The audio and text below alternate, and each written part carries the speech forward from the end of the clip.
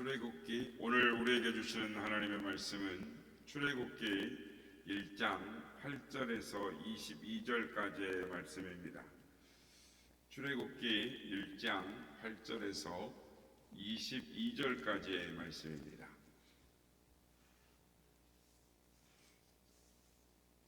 교독하시고 마지막 절은 함께 합독하겠습니다. 출애굽기입니다. 출애굽기 1장 8절에서 마지막 절 말씀까지.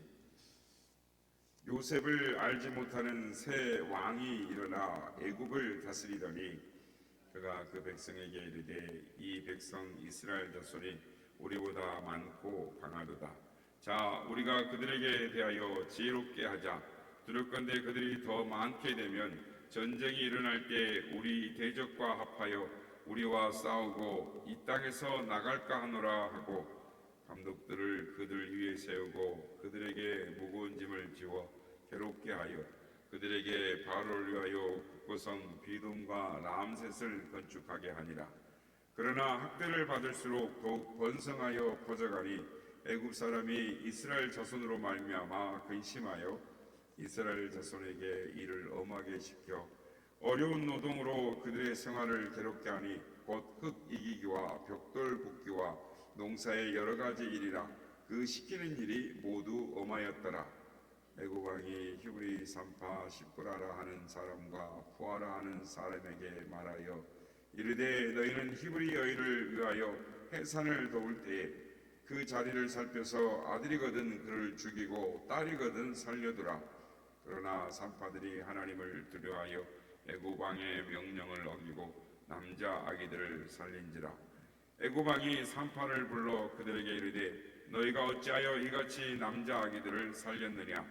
산파가 바로에게 대답하되 히브리 여인은 애굽 여인과 같지 아니하고 건장하여 산파가 그들에게 이르기 전에 해산하였더이다 하며 하나님이 그 산파들에게 은혜를 베푸시니 그 백성은 번성하고 매우 강해지니라. 그 산파들은 하나님을 경외하였으므로 하나님이 그들의 집안을 흥왕하게 하신지라. 다같이요. 그러므로 바로가 그의 모든 백성에게 명령하여 이르되 아들이 태어나거든 너희는 그를 나일강에 던지고 딸이거든 살려두라 하였더라. 아멘. 할렐루야. 오늘도 우리 예배 가운데 함께 하신 주님을 찬양합니다. 오늘부터 출애굽기를 묵상하고자 합니다. 본문에서 소개하는 이스라엘 민족은 역사의 이 어두운 밤 가운데 놓여 있었습니다. 길도 보이지 않고 끝도 보이지 않는 시간, 어두운 암흑의 시간을 400년을 걸어왔습니다. 그렇게 긴 기다림 속에 살다가 간 많은 사람들이 절망 가운데 죽어갔습니다. 이제는 400년 지나왔기 때문에 많은 사람들이 자포자기하면서 살아야 하는 시간입니다. 400년의 긴 시간이 지났으므로 이 조그마한 희망의 촛불조차도 꺼져버린 암담한 시간입니다. 그러나 그런 암담한 상황들 속에서도 놀라운 하나님의 은총을 체험을 합니다. 그것은 바로 이스라엘을 번성케 하시는 하나님의 축복인 것입니다. 지난 400년 동안 세상은 참으로 많이 변했습니다. 제31왕조를 가지고 있는 이집트의 역사를 볼 때 요셉이 총리로 있었을 때는 31왕조 중에 11왕조인 아멘호텝 1세, 아멘호텝 1세로 추정이 됩니다. 이때가 바로 BC 1897년으로 추정이 되는데 그 후에 셈조 계통인 힉소스 왕조가 BC 1700년경에 이집트를 정복합니다. 그러니까 요셉 생존 후에 사후 120년 후쯤 됩니다. 그때에 힉소스 왕조가 BC 1700년경에 이집트를 정복하고 다스리다가 BC 1580년 이 아모세 1세가 이끄는 이 이집트 군사들에 의해서 힉소스 왕조가 멸망을 합니다. 이때부터 이제 아모세 이 1세가 지배하고 다스리는데 이때부터 이스라엘 민족이 핍박을 당했다라고 볼 수가 있습니다. 오늘 본문 7절에 보면 이스라엘 민족은 이집트의 온 땅에 가득했다라고 말합니다. 그리고 또한 그들은 강한 민족, 심히 강한 민족으로 이집트에 잘 살고 있었습니다. 그러니까 요셉을 잘 알지 못하는 새 왕조, 새 이집트 왕조가 들어서게 됨으로 말미암아 이스라엘 민족을 핍박하기 시작하는데 새로운 왕은 역사적으로 볼 때 투트모세 1세로 볼 수가 있습니다. 그러니까 출애굽 연대를 BC 1446년, 그러니까 애굽에서 이제 가나안으로 나오는 시기를 보는데, 그래서 모세가 출생한 연대를 계산해 보면 이 80년 동안 모세가 80살에 이제 출애굽을 시켰으니까 80년 전인 BC 1520년으로 볼 수가 있습니다. 그러므로 모세가 태어날 때 왕은 투트모세 1세였고 힉소스 왕조가 이 고센 땅에서 편안하게 지내던 이스라엘 백성들을 이제 힉소스 왕조가 무너지고 아모세 1세에 의해 다스려지다가 그의 손자 투트모세 1세가 왕권을 잡으면서 본격적으로 이스라엘을 핍박하기 시작을 합니다. 그러니까 이스라엘이 번성해지자 이집트 왕이 꺼낸 이 지혜를 한 가지 꺼내서 정책을 실행을 했는데, 곧 노예 제도를 만들어서 이스라엘 민족을 노예화시키자라는 것이었습니다. 그래서 이스라엘 백성들에게 국고성 람셋과 비돔을 건축하게 하고 학대를 하면서 이스라엘 백성의 번성을 막으려고 했습니다. 그러니까 이 고된 일을 시키고 힘들게 하면 병들어서 죽기도 하고, 또 밤에 잠자기 바빠서 이스라엘 백성들이 번성하지 못할 것이다. 그러나 이 이스라엘의 이 밤에 하나님은 이스라엘을 위하여 일하고 계셨습니다. 그러나 이 고난이라는 것이 누구나 괴로운 것입니다. 이스라엘 백성들은 힘든 고난 속에서도 하나님의 번성의 축복을 받으면서 이 400년이라는 시간들을 잘 이겨내고 있었습니다. 개구리 3마리가 우유통에 빠졌습니다. 첫 번째 개구리는 이것이 운명이다라고 생각하고 모든 것을 체념한 채 가만히 눈을 감고 죽었습니다. 두 번째 개구리는 그 깊은 우유통을 바라보면서 이걸 어떻게 빠져나간단 말인가 체념을 하고 한숨만 푹푹 내쉬다가 죽었습니다. 그러나 세 번째 개구리는 우유통에 빠진 그 현실을 직시하고, 그러나 이대로는 죽을 수 없다라고 생각을 하고 계속해서 우유통 속에서 헤엄을 쳤습니다. 한참 후 뒷다리에 무언가 단단한 것이 닿았습니다. 개구리가 계속 헤엄을 치는 동안 우유가 변해서 버터가 되었던 것입니다. 결국 개구리는 그 통에서 벗어나서 다시 살 수가 있었습니다. 운동선수가 1등의 영광을 차지할 수 있는 것은 힘든 훈련 과정을 잘 극복하고 이겼기 때문인 것입니다. 온실에서 곱게 자란 나무는 밖으로 나가면은 오래가지 못하고 죽고 마는 것입니다. 그러나 산 위에서 비바람을 맞으며 태양을 맞으며 자란 나무는 쉽게 죽지 않는 것입니다. 예수님의 십자가의 고난이 없었다면 예수님의 부활은 영광스럽지 않았을 것입니다. 고난은 영광의 신호인 것입니다. 오늘 본문은 말합니다. 이스라엘에 대한 가혹한 노동과 착취에도 불구하고 그들이 번성해지자 바로의 탄압의 강도가 더 높아지고 무서운 계획을 세웠다는 것입니다. 히브리 여인들이 아이를 낳으면 여자는 살리고 남자는 죽이라는 끔찍한 살인 명령을 히브리의 산파인 시브라와 부하에게 명령을 내렸다. 즉 그러니까 이 산파들의 이 우두머리 격인 시브라와 부하에게 감독하는 그들에게 명령을 내린 것이죠. 그러나 이들은 하나님을 두려워하는 아름다운 신앙을 가지고 있었습니다. 이들을 통해서 이스라엘이 위기에서 벗어나도록 하나님이 섭리하셨습니다. 그럼에도 불구하고 바로 왕은 더욱 포기하지 않고 강도 높은 핍박을 합니다. 히브리 남자아이를 낳으면 나일강에 던져버려 죽게 하라. 그런데 놀라운 사실은 바로가 어떤 방법을 사용한다고 할지라도 하나님의 축복, 하나님의 구원의 손길은 막을 수가 없었다라는 것입니다.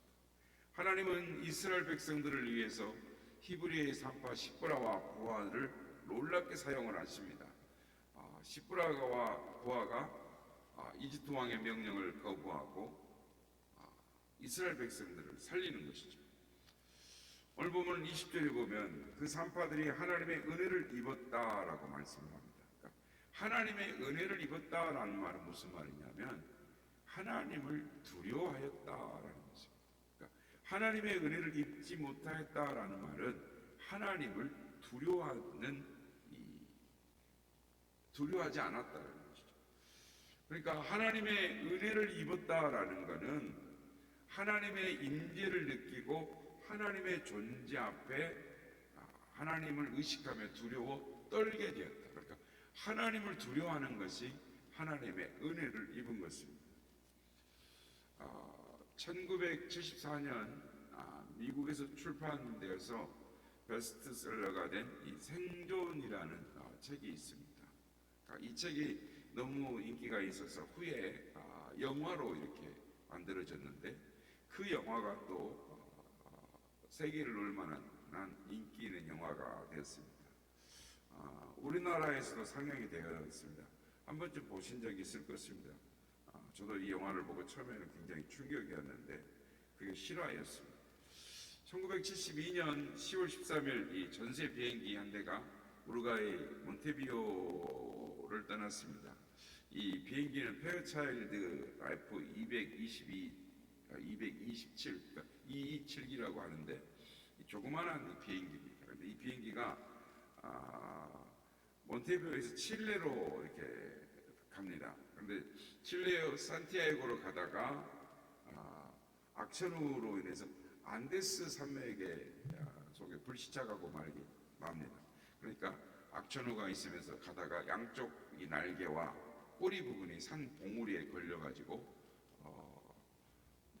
이렇게 끊어져 버리고 날아가는데 다행히 동체가 그대로 있어서 눈 덮인 이 산 허리까지 미끄러져 가서 착륙을 합니다.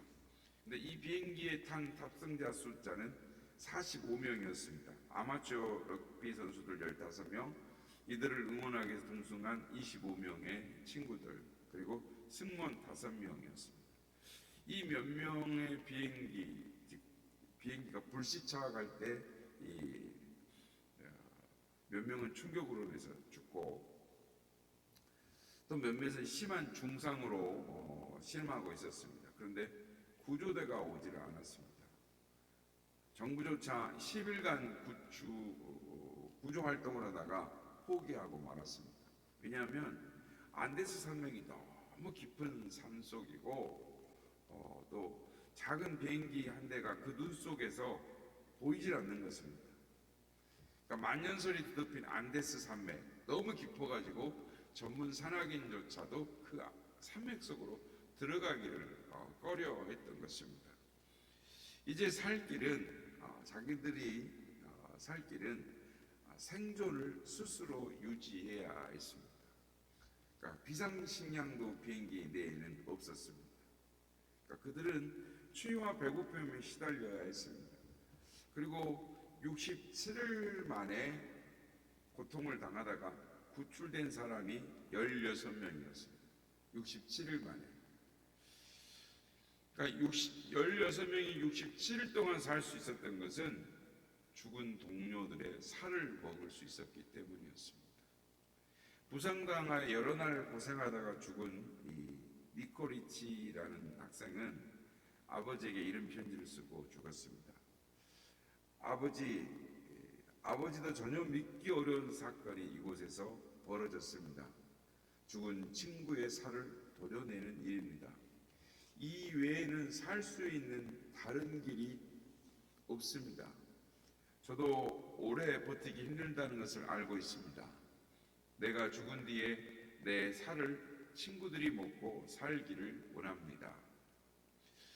생존자 중에 호세라는 사람의 이런 고백을 합니다. 저는 학창 시절 교회 주일 예배를 결석한 적이 한 번도 없었습니다. 부모님이나 동네 사람들이나 교회 모든 분들이 나를 착실하다고 칭찬해 주었습니다. 그러나 저는 저 죽음의 산 위에서 새로운 것을 깨달았습니다. 그동안 교회는 다녔으나 하나님의 집에는 살지 못하였음을 알았습니다. 교회는 결석하지 않았으나 믿음이 없었음을 고백할 수밖에 없었습니다. 저는 눈 덮인 산에서 죽음과 67일을 싸우면서 비로소 하나님의 집으로 돌아왔음을 알게 되었습니다. 교회에서 수없이 성만찬을 먹고 마셨습니다. 그러나 기계적으로 의식적으로 행한 것뿐이었습니다. 내 가슴에 진정으로 와닿지 않았습니다. 그러나 산 위에서 죽은 친구의 살 조각을 손에 들었을 때 그것은 이미 예수 그리스도의 몸인 것을 알게 되었습니다. 정말 사랑이 무엇이며 십자가가 무엇인지 실감하였습니다. 죽어가며 자기 살이 친구들의 양식이 될 것을 알면서 그것이 오히려 기뻐서 친구들은 이렇게 유언하였습니다. 내가 죽거든 즉시 내 살을 도려내어 먹고 끝까지 살아서 돌아가라.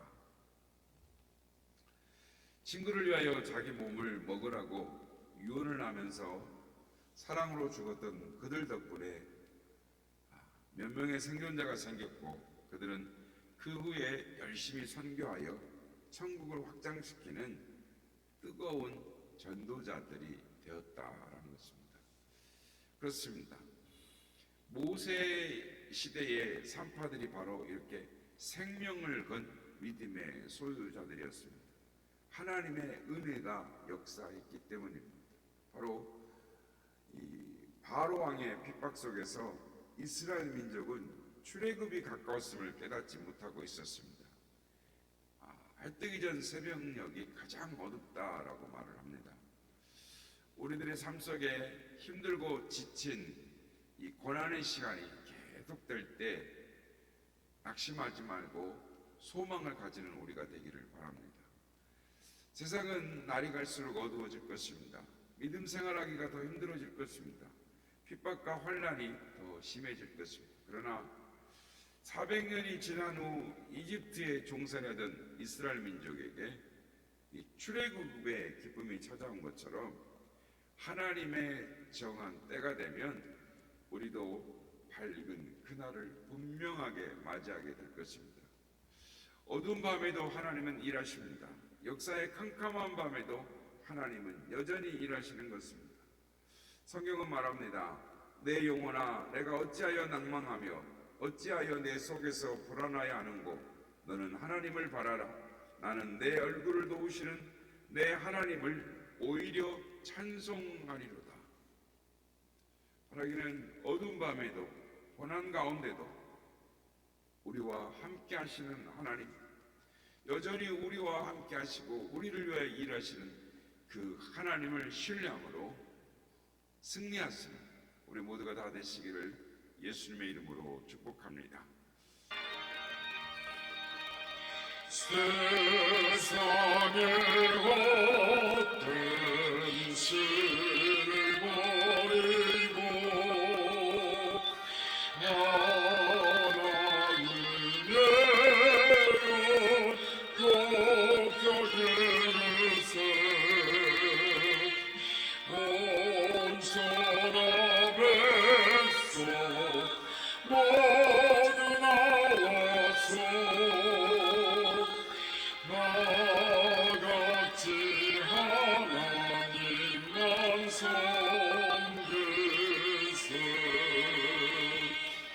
세상에 헛된 우선 버리고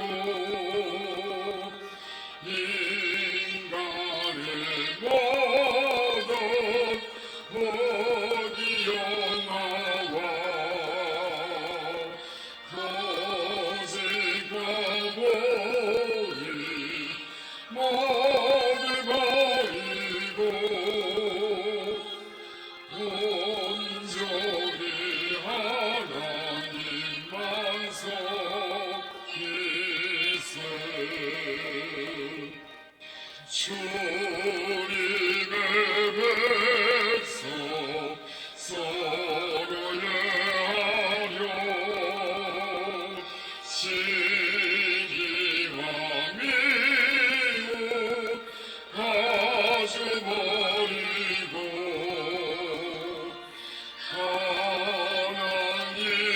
하나님만을 홀로 섬기는 전국을 어서 이뤄주소서. 아멘.